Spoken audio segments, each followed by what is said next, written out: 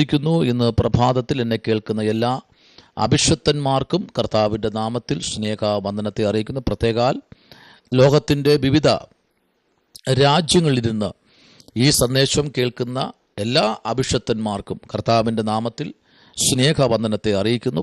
ആമേൻ. ഇന്ന് പകൽക്കാലം അല്പനിമിഷം ധ്യാനിപ്പാൻ ആമേൻ. സ്തോത്രം.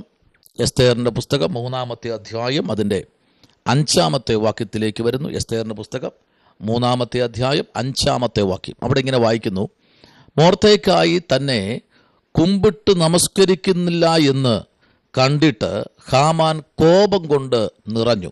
സ്തോത്രം. വളരെ അനുഗ്രഹിക്കപ്പെട്ട ഒരു ചിന്തയാണ്. നമുക്ക് എല്ലാവർക്കും ഈ ഭാഗം അറിയാം, വായിക്കാത്തവരാരുമില്ല.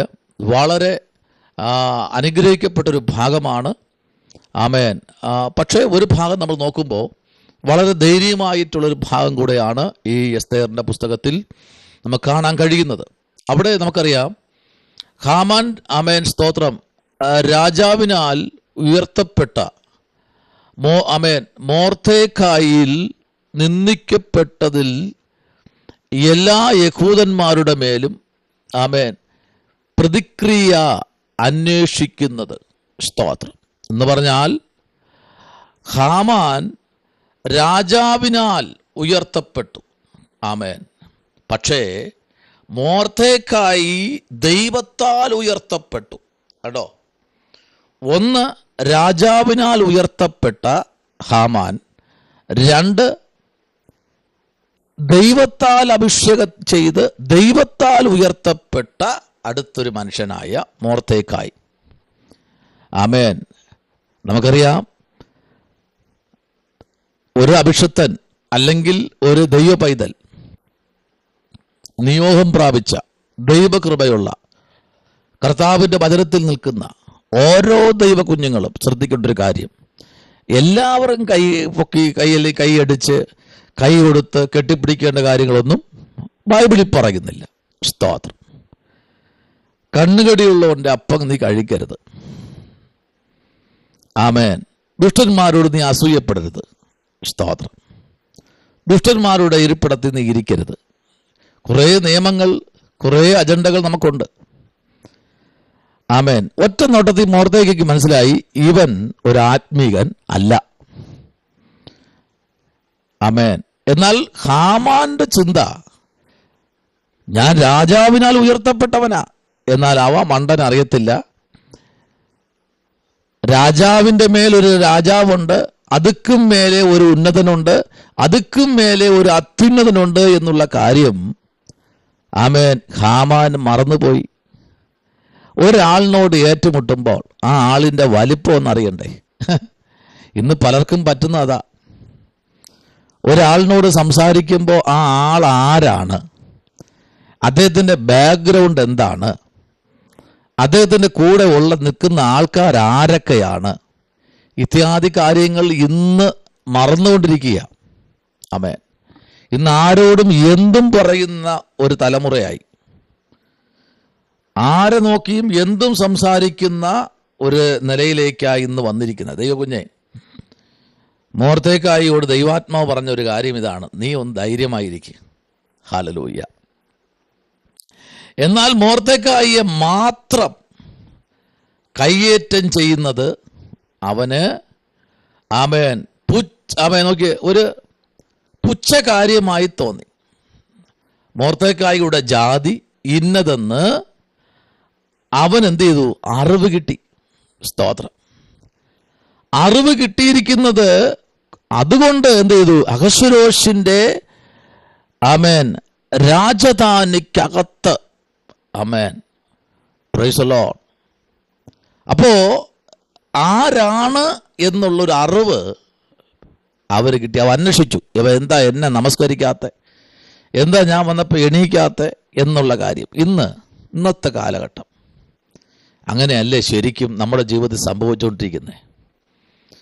ആമേൻ. ഒരു വിശ്വാസി കൈ തന്നില്ലെങ്കിൽ, ഒരു വിശ്വാസി മിണ്ടിയില്ലെങ്കിൽ, ഒരു വിശ്വാസി ചിരിച്ചില്ലെങ്കിൽ ഉടനെ അവനെതിരെ പാരപണിയുന്ന, ഉടനെ അവനെതിരെ കുതികാൽ ഉയർത്തുന്ന ആമേൻ ഒരു സമൂഹത്തിന് നടുവിലാണ് നമ്മളായിരിക്കുന്നത്. ഒരു മനുഷ്യനെ കൊല്ലാൻ അല്ലെങ്കിൽ അവനെതിരെ പദ്ധതി ഒരുക്കുമ്പോൾ അവൻ്റെ തെറ്റെന്താണെന്ന് പോലും ആരും ചോദിക്കാനില്ലാത്ത ഒരു ഘട്ടത്തിലേക്കാണ് എന്ന് ഹാമാൻ വീഴ്ചു. എന്നാൽ ഇന്ന് പകലിൽ ഈ സന്ദേശം കേൾക്കുന്ന ദൈവകുഞ്ഞെ, നിനക്കെതിരെ നീ ചെയ്യാത്ത തെറ്റിന് എത്ര ഉയരമുള്ള കഴുകുമരം നിനക്കെതിരെ ഒരുങ്ങിയാലും, ഇന്ന് പകലിൽ അനീതിയുടെ കഴുകുമരങ്ങൾ ഇന്ന് പകൽക്കാലം ഉടഞ്ഞു പോയിക്കൊണ്ടിരിക്കുക. അനീതിയുടെ ചില വാക്കുകൾ നിന്റെ നേരെ വന്നൊരു ആയുധം പോലെ വന്നെങ്കിൽ ഇന്ന് പകലിൽ അതിനെ ഗുഡ് ബൈ പറയുന്ന ഒരു ദൈവശക്തി ഇന്ന് പകൽക്കാലമുണ്ട്. ദൈവകുഞ്ഞെ, നിന്റെ ജീവിതത്തിനകത്ത് നീ ഇതുവരേക്കും അനുഭവിച്ചുകൊണ്ടിരിക്കുന്ന പ്രതിസന്ധിക്കകത്ത് നിന്ന് നിന്നെ പുറത്തു കൊണ്ടുവരുന്ന ഒരു ദൈവമുണ്ട് എന്ന് പറഞ്ഞാൽ നിന്റെ കരമുയർത്തി ഒരു ആമേൻ പറയാൻ പറ്റുമോ? ഹല്ലേലൂയ.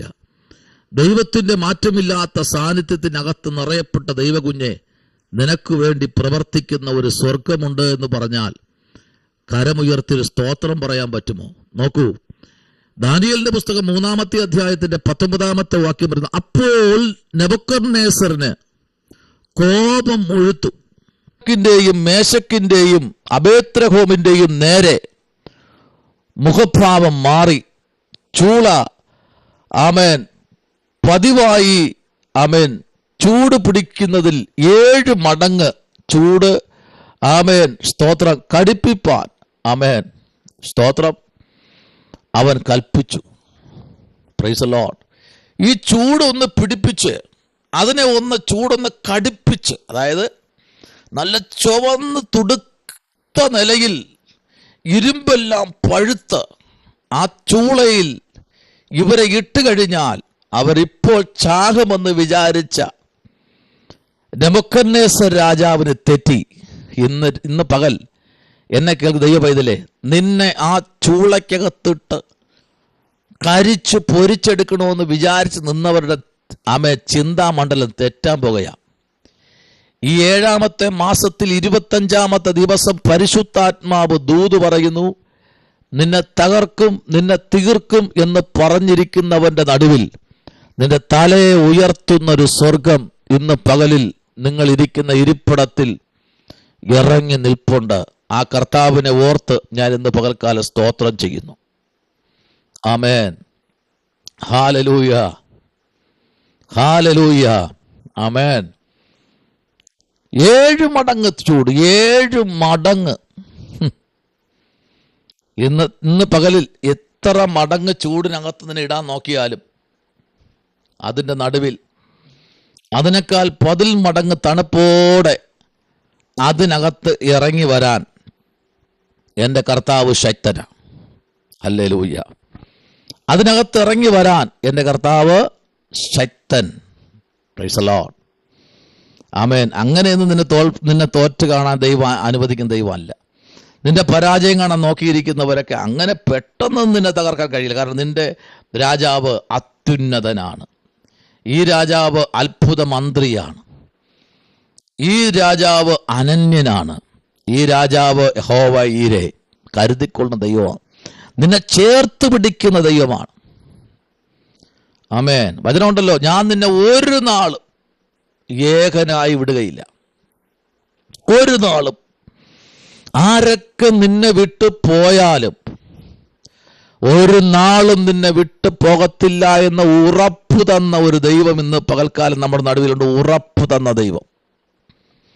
അങ്ങനെയെങ്കിൽ എന്നെ കേൾക്കുന്ന കർത്താവിൻ്റെ അഭിഷത്തനെ, ആമേൻ, എത്ര പേര് നിനക്കെതിരെ തിരിഞ്ഞാലും ആമേൻ, ആ കഴുകുമരത്തിൽ നിന്നെ കയറ്റാൻ ദൈവം അനുവദിക്കില്ല.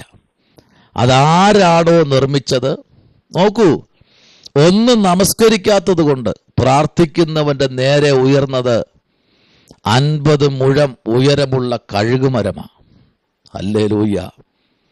75 അടി ഉയരമുള്ള കഴുകുമരം. ഹല്ലേലൂയ.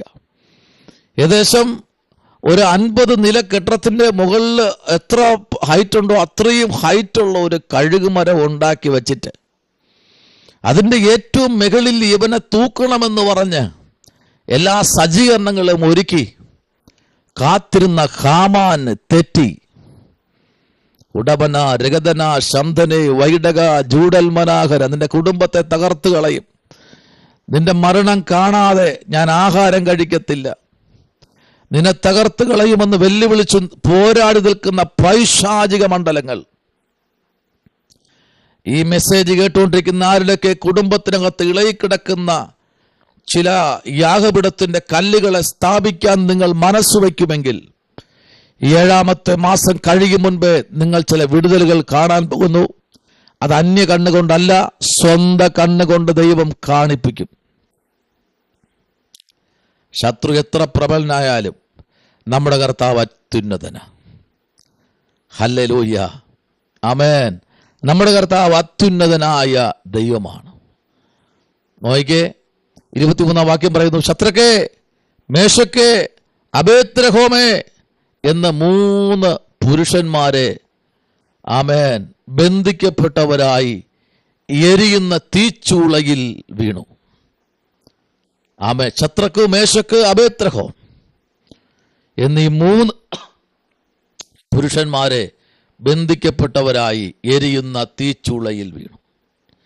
നെബൂഖദ്നേസർ രാജാവ് ഭ്രമിച്ചു. വേഗത്തിൽ എഴുന്നേറ്റ് മന്ത്രിമാരോട്, നാം 3 പുരുഷന്മാരെ അല്ലയോ ബന്ധിച്ച് തീയിലിട്ടത് എന്ന് ചോദിച്ചതിന് അവർ സത്യം തന്നെ രാജാവേ എന്ന് രാജാവിനോട് ഉണർത്തിച്ചു. അതിനവൻ 4 പുരുഷന്മാർ കെട്ടഴിഞ്ഞ് തീയിൽ നടക്കുന്നത് ഞാൻ കാണുന്നു. അവർക്ക് ഒരു കേടും തട്ടിയിട്ടില്ല. 4-ാമന്റെ രൂപം ഒരു ദൈവദൂതനോട് ഒത്തിരിക്കുന്നു എന്ന് കൽപ്പിച്ചു. കണ്ടോ, ഇന്ന് ഈ പ്രഭാതത്തിൽ നിന്റെ കൂടെ ഏത് കാര്യത്തിലും ഇറങ്ങി നിൽക്കാൻ ഒരു ദൈവമുണ്ട്. കേട്ടോ ദൈവ പൈതലേ, ഏത് വിഷയമാകട്ടെ, എന്ത് വിഷയത്തിന് നിന്റെ കൂടെ നിൽക്കാൻ ഒരേ ഒരാളെ ഉള്ളൂ, കർത്താവ്.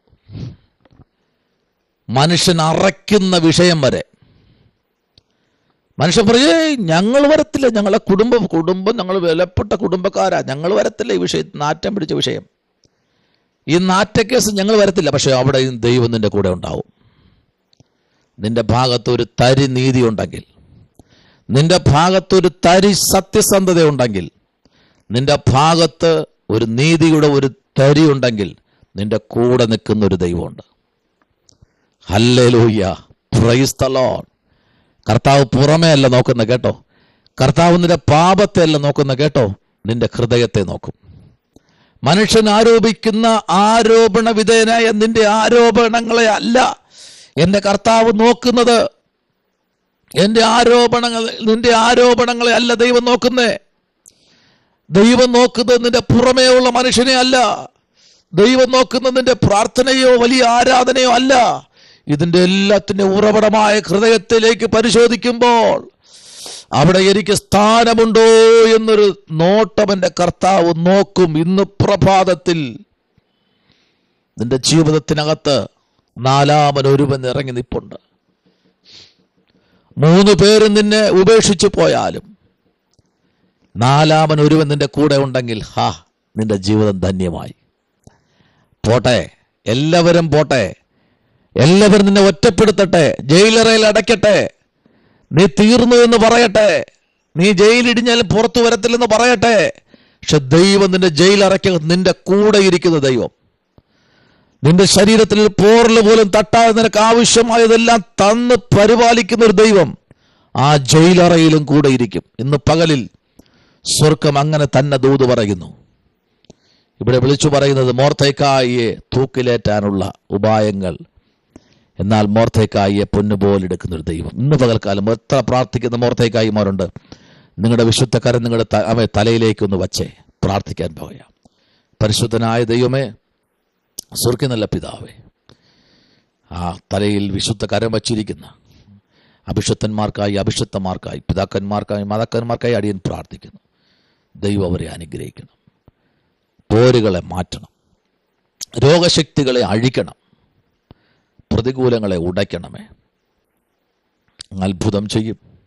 പ്രാർത്ഥന കേട്ടിരിക്കാൻ സ്തോത്രം. അടിയനെ ബലപ്പെടുത്തിയാട്ട് യേശുവിൻ നാമത്തിൽ തന്നെ, ആമേൻ. ഈ വചനങ്ങളാൽ ദൈവം നിങ്ങളെല്ലാവരെയും അനുഗ്രഹിക്കട്ടെ.